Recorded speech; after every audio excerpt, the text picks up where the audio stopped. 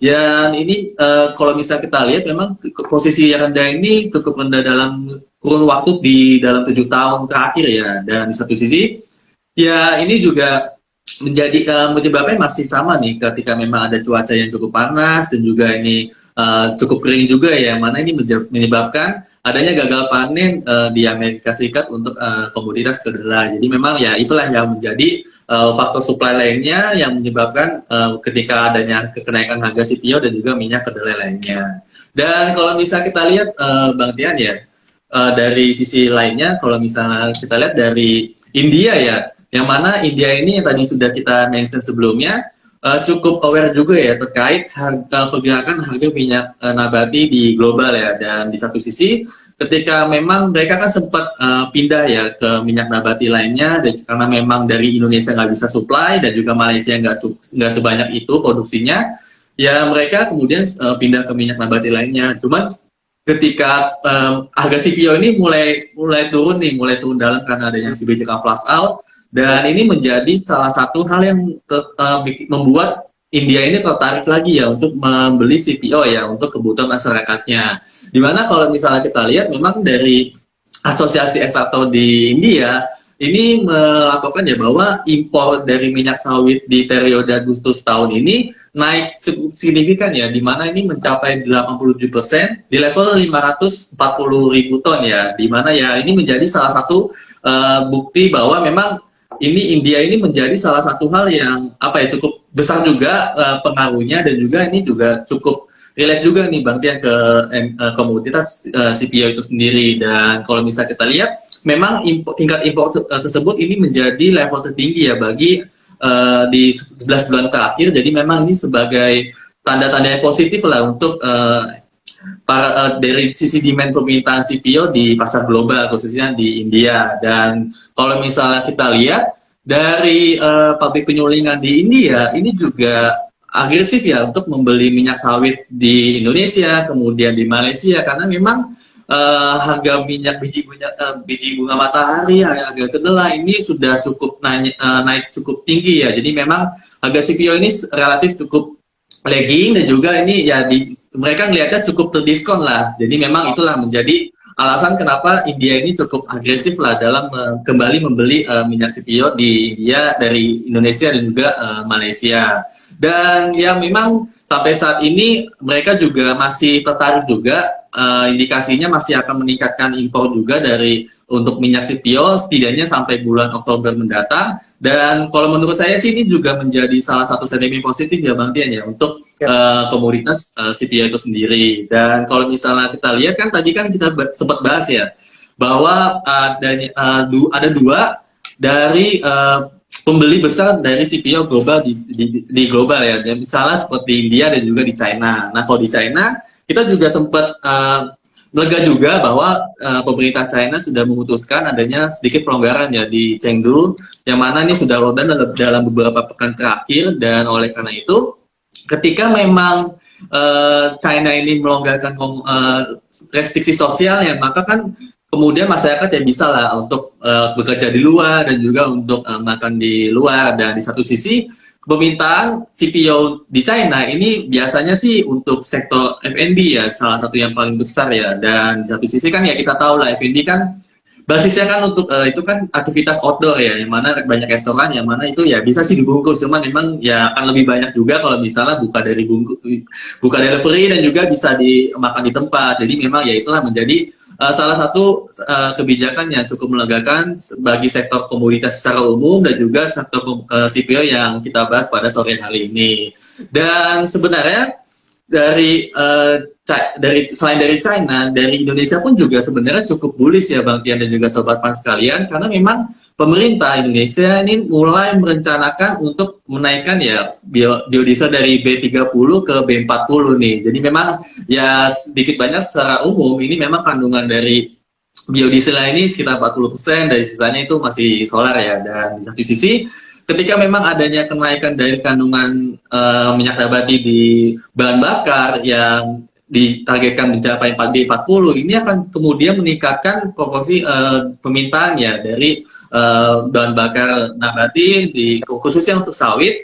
Dan di satu sisi kalau kita melihat memang ini masih dalam tahap uji coba ya, di mana di bulan Juli tahun ini masih diuji coba ke 12 mobil ya. Jadi memang ini masih long way to go. Cuman kalau misalnya kita lihat ada indikasi yang positif ya dari pemerintah Indonesia juga dalam meningkatkan demand untuk CPO di domestik ya, karena memang kita sendiri juga menjadi salah satu merupakan produsen terbesar CPO di dunia. Dan ya memang itulah menjadi sentimen yang positif ya dari segi demand setnya untuk CPO ini, Bang Dian ya.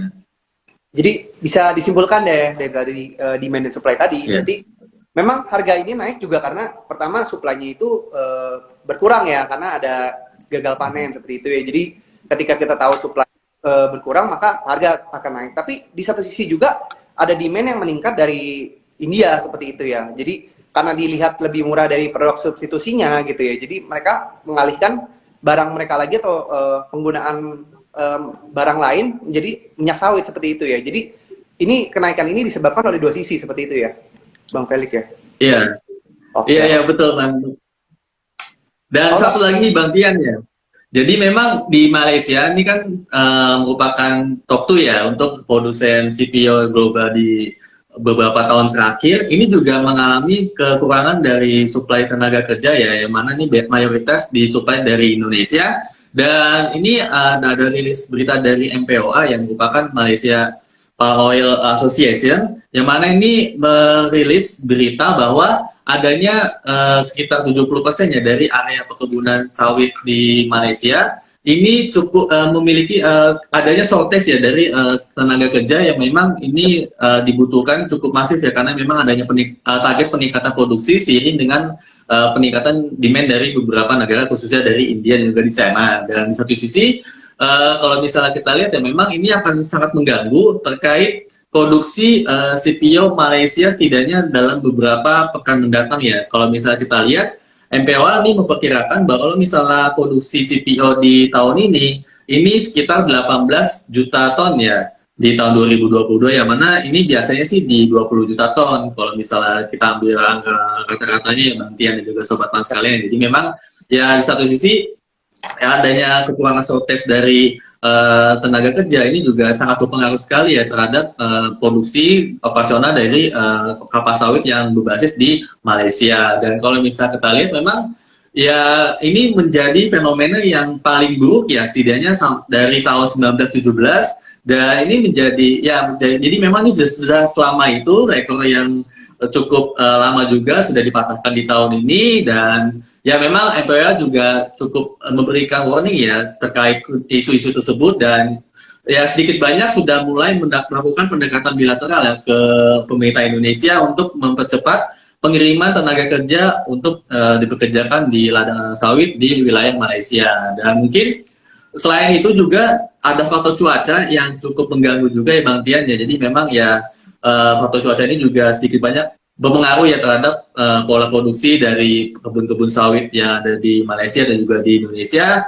Dan juga selain itu juga adanya kenaikan upah minimum ya di wilayah sana yang menjadikan mungkin adanya penyesuaian kembali ya, mencari titik keseimbangan lagi dari jumlah tenaga kerja dan juga ya mungkin workload yang akan yang akan diterima oleh para pekerja sawit di Malaysia. Mungkin itu sih yang terakhir ya dari supply set di Malaysia, Bang. Wah, sangat lengkap sekali ya Bang Felix. Makasih banget insight-nya. Lalu ini terakhir. Jadi kan kita tahu sendiri ya bahwa kalau sektor-sektor komoditas, saham-saham komoditas itu sangat berpengaruh ya, dipengaruhi oleh harga underlying oleh komoditas itu sendiri ya. Jadi melihat adanya potensi kenaikan dan CPO yang sudah naik gitu, bagaimana Bang Felix melihat emiten-emiten yang ada di sini gitu, bagaimana prospeknya, atau apakah ada saham-saham atau emiten yang bisa kita perhatikan gitu untuk jangka panjang atau yang kita bisa lihat untuk jangka menengah seperti itu, Bang Felix? Ya memang kalau misalnya di saham sawit, topik kita di sawit ini adalah AALI atau Astra Golestari ya. Dan sebenarnya sih kalau misalnya dari rilis laporan keuangan terakhir di Q2, ini sedikit banyak agak sedikit pelambatan ya. Kalau misalnya dilihat dari top line-nya, ini mencapai 4,3 triliun ya. Dan di satu sisi Ya memang sih kalau misalnya secara tahunan atau secara satu semester tahun ini sedikit banyak masih relatif tumbuh lah di level 1,2% ya. Dan kalau Yap. misalnya kita lihat memang ini di kuartal satu kemarin dipengaruhi sekali ya oleh peningkatan dari ASP di AALI itu sendiri. Walaupun memang produksi di AALI ini mengalami penurunan yang cukup masif ya karena adanya cuaca yang hujan deras terlalu deras dan juga ini berlangsung dalam cukup lama ya di awal tahun kemarin. Dan di satu sisi kalau misalnya kita lihat memang di kuartal 2 saat ini memang trennya ini masih menurun ya Bang Tian ya. Kalau misalnya kita lihat memang produksi dari CPO FFB-nya atau tandan buah segar ini turun 12% dari tahun lalu. Dan memang ini bertransaksi pada penurunan produksi dari CPO ya, yang turun 15% dari tahun lalu di kuartal 2 kemarin. Dan kalau misalnya kita lihat memang dari ASP CPO ini sedikit banyak masih mengalami peningkatannya. Kalau misalnya dari kuartalan ini masih naik 2%, 2,5%, tapi kalau misalnya dari tahunan ini masih naik 54,8%. Jadi memang sedikit banyak kan adanya kenaikan ASP ini sangat menutupi lah dari penurunan produksi yang dialami oleh Asta Agro Lestari. Dan kalau misalnya kita lihat memang laba bersihnya memang kalau misalnya di first half tahun ini masih tumbuh ya di 809 miliar, naik 24% ya dari tahun lalu. Jadi memang ya memang emiten sawit ini masih sama lah tonnya seperti emiten-emiten lainnya yang mana ini bergantung sama ASP-nya juga walaupun produksinya sedikit banyak agak melemah ya dibandingkan periode-periode sebelumnya. Dan memang kalau misalnya kita lihat ya ini hari ini cukup sudah cukup bottom ya, misalnya di harga 9.200-an. Dan memang dalam report terakhir kita ini kita punya target price AALI ini di 13.350 ya, karena memang kita melihat sih waktu itu kita lihat memang adanya tren produksi yang menurun ya. Dan di satu sisi ini juga di apa ya mungkin di write off ya oleh kenaikan ASP yang karena memang harga minyak sawit ini sangat tinggi pada waktu itu. Jadi memang ini sentimen yang saling bertolak belakang, namun kita lihat memang waktu itu sentimen yang lebih kentara di laporan keuangan AALI ini adalah kenaikan dari ASP itu sendiri. Dan memang di satu sisi dari apa namanya dari sisi neraca memang neracanya AALI cukup kuat ya. Memang ini menjadi salah satu pertimbangan kita memang untuk memilih topik untuk AALI. Dan di satu sisi nih Bang Tian memang banyak inisiatif teknologi ya dari AALI itu sendiri seperti misalnya menggunakan drone ya untuk melakukan pemupukan dan juga melakukan pemantauan ya dari pohon-pohon sawit yang ada di ladang mereka, karena memang ini lebih efisien juga dibandingkan dengan menggunakan tenaga manusia. Dan di satu sisi adanya teknologi sensor juga yang mana ini akan mengetahui ya bagaimana seberapa banyak produksi CPO yang dihasilkan ketika memang ini akan terdeteksi melalui sensor itu sendiri. Jadi memang ini lebih presisi juga dan juga ini akan lebih advance juga untuk kegiatan operasional dari AALI. Dan yang terakhir ini ada machine learning ya untuk AALI yang sedang dikembangkan, yang mana ini kegunaannya ini adalah untuk melakukan sensus kepada tanamannya, yang mana ini dapat menilai bagaimana sih tingkat produktivitas dari masing-masing pohon sawit itu sendiri. Karena memang kalau misalnya dibandingkan dengan dulu, ini tanaman-tanaman yang ada di ladang sawit AALI ini memang dilakukan sensus secara manual ya oleh tenaga kerja yang jumlahnya juga terbatas di saat lahannya ini cukup luas. Jadi memang kalau misalnya kita lihat di satu sisi dengan adanya machine learning tersebut ini relatif tidak terpengaruh ya oleh adanya gangguan cuaca, kemudian dari keterbatasan atau efisiensi ya dari luasnya lahan sawit yang dimiliki oleh AALI. Dan ya mungkin itu sih kalau misalnya kita lihat dari outlook dari AALI untuk second half ya, untuk second half tahun ini. Jadi ada lagi nggak Bang Feli kira-kira emiten yang memang menarik juga nih dalam sektor CPO yang kita juga bisa lihat gitu? Ya, memang selain AALI kita juga punya coverage ya di LSIP ya. Dan di satu sisi memang LSIP ceritanya juga mirip-mirip dengan AALI, yang mana mereka ini mengalami penurunan produksi ya kalau misalnya dari kuartal sebelumnya. Dan di satu sisi memang ini sedikit banyak agak relatif tidak berpengaruh ya terhadap pendapatan dari LSIP itu sendiri ya, karena memang di second quarter kemarin LSIP ini mendapatkan pendapatan di level 1,26 triliun. Kalau misalnya diukur dari kuartal 1 ini masih mengalami pertumbuhan ya di level 67,6%. Jadi memang adanya penurunan produksi ini di set off lah untuk dari harga jual LSIP itu sendiri. Dan di satu sisi memang kinerja operasional ini ya turunnya cukup lumayan sih ya Bang Tian ya. Misalnya kalau misalnya kita lihat produksi tandan buah segar di first half tahun ini turun 18% ya. Dan di satu sisi ini memang disebabkan adanya cuaca yang kurang mendukung juga, dan juga ini masih ada dampak dari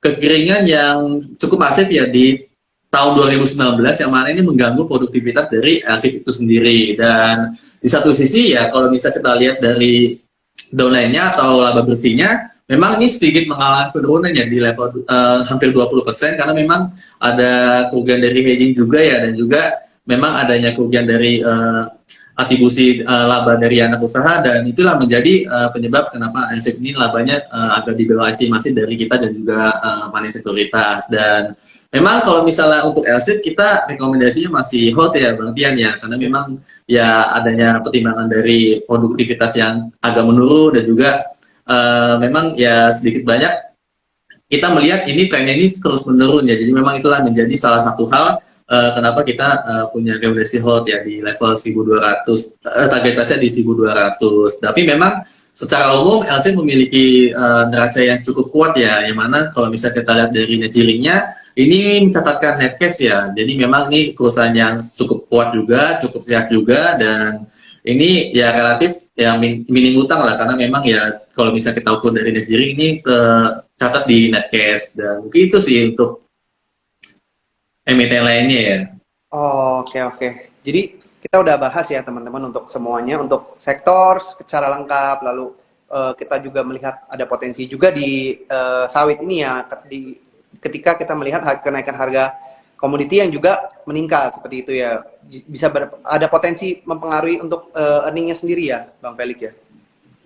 Ya betul sekali, memang ini ya kita juga menanti ya dari sentimen-sentimen yang sudah kita obrolin juga, yang sudah kita bahas juga, ini akan tercermin pada harga CPO itu sendiri ya Bang Tian ya, juga Sobat Pan sekalian. Karena ya mau bagaimanapun juga kalau misalnya kita menilai saham komoditas, pasti kan salah satu hal yang patut diperhatikan adalah bagaimana tingkat harga jual dari komoditas yang memang menjadi andalan dari emiten tersebut ya Bang Tian ya. Dalam konteks ini adalah harga CPO ya, dan ya mungkin harga CPO juga cukup ya, mungkin kita lihat lah dalam beberapa pekan ke depan ini bergeraknya seperti apa. Dan memang ya sedikit banyak pasti sentimen bullish dan juga sentimen bearish yang ada di market ini pasti akan berlawanan ya. Dan memang kita tunggu aja memang yang paling dominan akan yang mana. Kalau misalnya memang dominannya bullish ya harganya juga sedikit banyak pasti akan terdorong naik ya. Dan sebaliknya kalau misalnya harga sentimennya bullish ya cukup bearish cukup kuat, maka ya harganya sedikit banyak kan slowing down ya. Tapi memang ya kalau misalnya kita lihat dari segi harga memang sudah cukup bottoming ya. Jadi